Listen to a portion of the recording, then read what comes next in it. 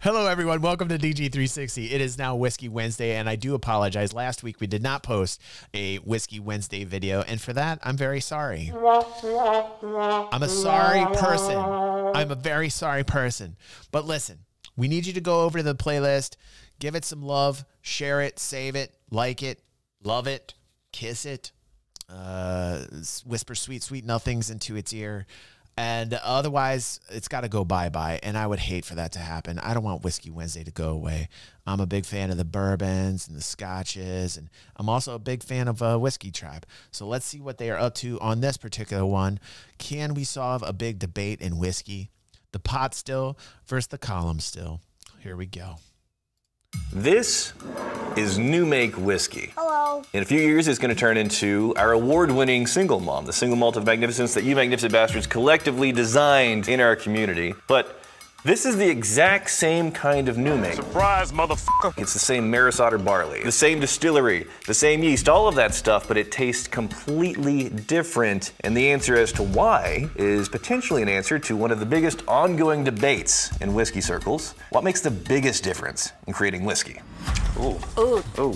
I most likely will, Ethan.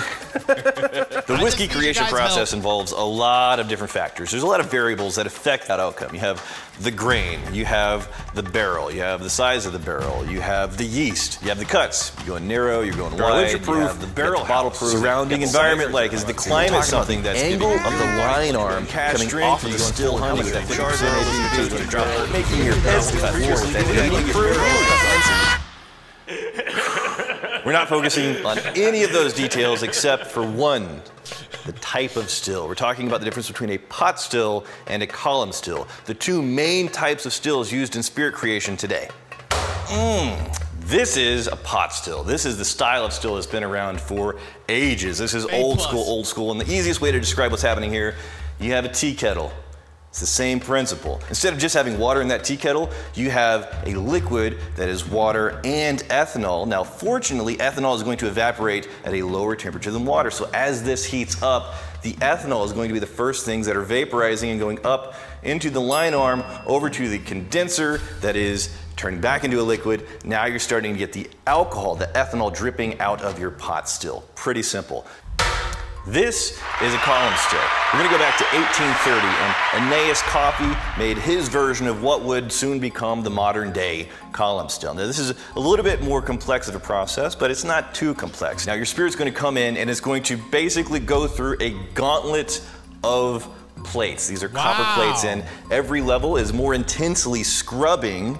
Okay, this is the way I want it. I just feel like if there's more work involved, that this is absolutely the way I want it right now. A combination of water and alcohol. And as it gets scrubbed, it gets higher and higher proof with the alcohol. And these molecules are getting separated at a higher and higher intensity as it levels up through this column. So by the time you get to the top, this is where you're getting a much higher, cleaner spirit. It is a column, a series of plates that are pulling out impurities, yes, but also flavor. And we want to see in a blind taste test, can people tell the difference? It's pulling out the flavor though on the column still. So it's scrubbing so intensely that the particulates that generally give it flavor might be scrubbed out. So now they're giving Daniel the differences between the two, and we're going to see if Daniel can figure out the pot still versus the column still, which I think he'll be able to figure it out. This guy is like on the ball with his taste buds. The difference between the spirit that's coming off of a pot or a column. First, we're going to have them nose what came out of the column still. Here we go. This is a couple of spirits in front of you. We're going to get your assessment. There's no right or wrong answer. What do you find differently experientially? How are they different from each other? I'm going in assuming that you distilled something interesting. Okay. Let's go through the nose. What are you finding on your left? We'll start with that. Okay. Okay, there's peanut. This is that's nothing. Not bad, actually. It's actually not overpowering, though. Very ethanol forward on the nose. Ethanol forward, yeah. It's very clean on the nose. Okay. Crisp, clean. It's that clean, neutrally, not rubbing alcohol, but that vodka. good. Almost vodka-ish. But there is sort of a round fruit note. Fruitiness. Basket fruits, like a basket of... Look, these are professionals.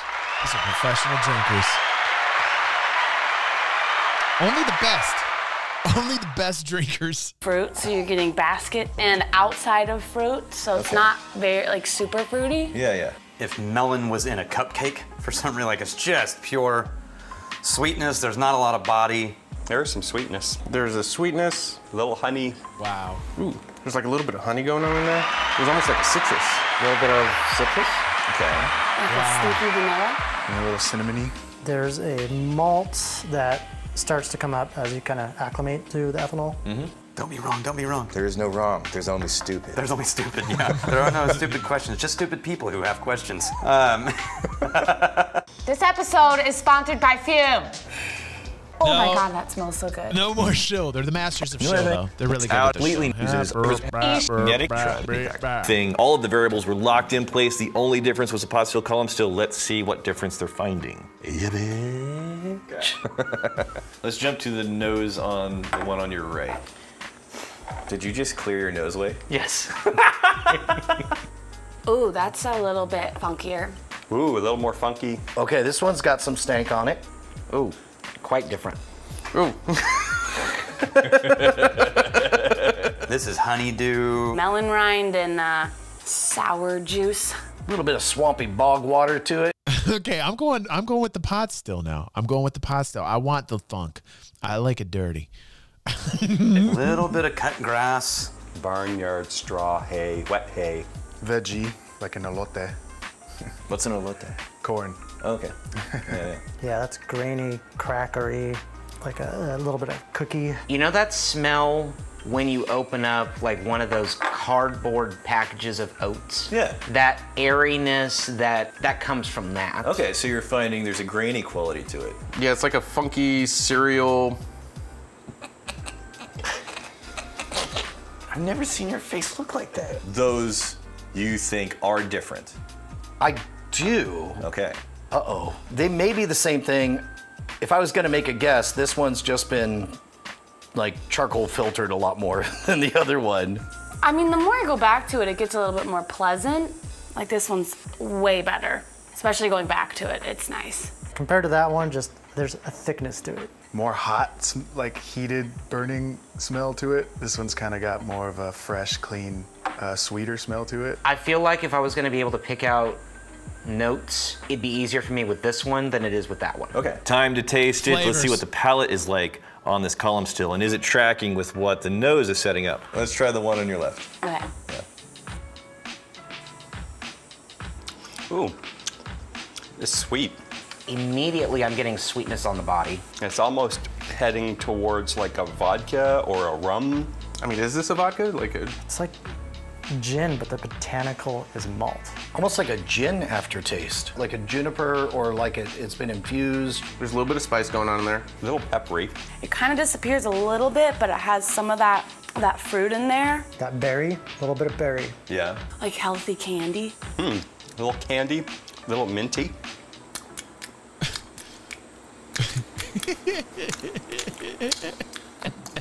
Stop it. Stop.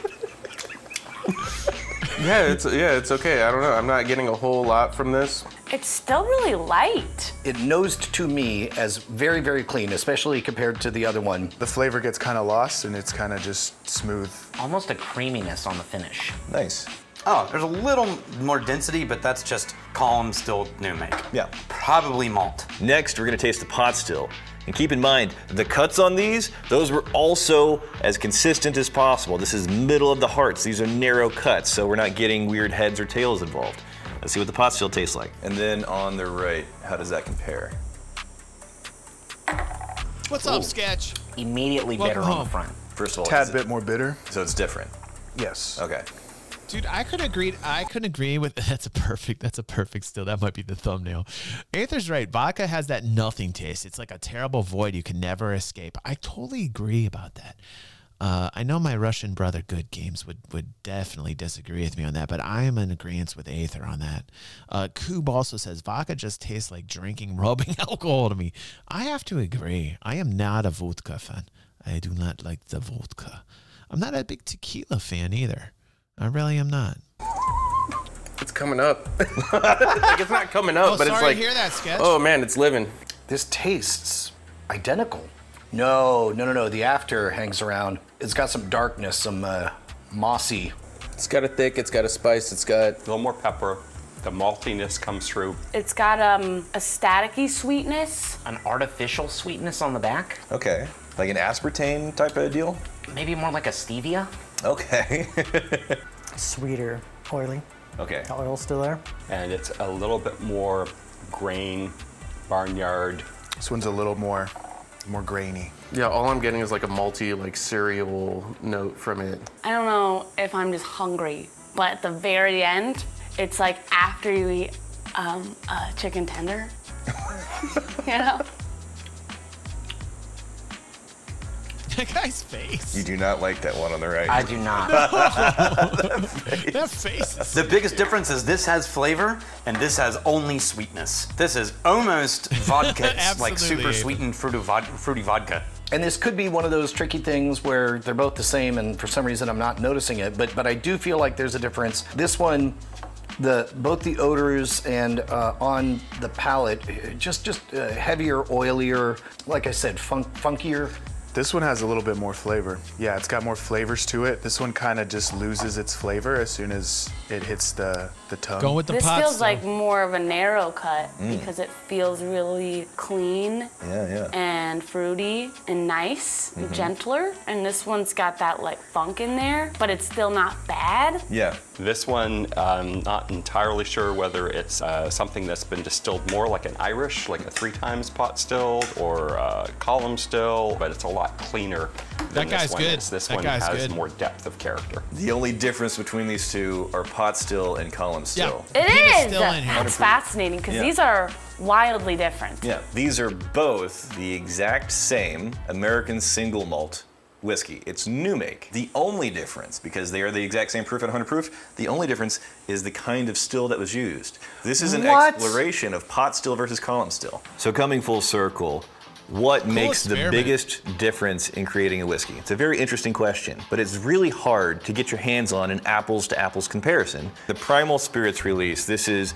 an exploration of one of those factors, the still type. There's been a lot of conversation about the component parts of whiskey and the steps in the process and how big of a difference that it makes, but there hasn't been a lot of opportunity to put something in your glass and see the difference. That's exactly what we want to share with you guys. For you to have the kind of firsthand experience that a distiller has whenever they're making those decisions, that's the kind of experience we want to offer in the Primal Spirits line.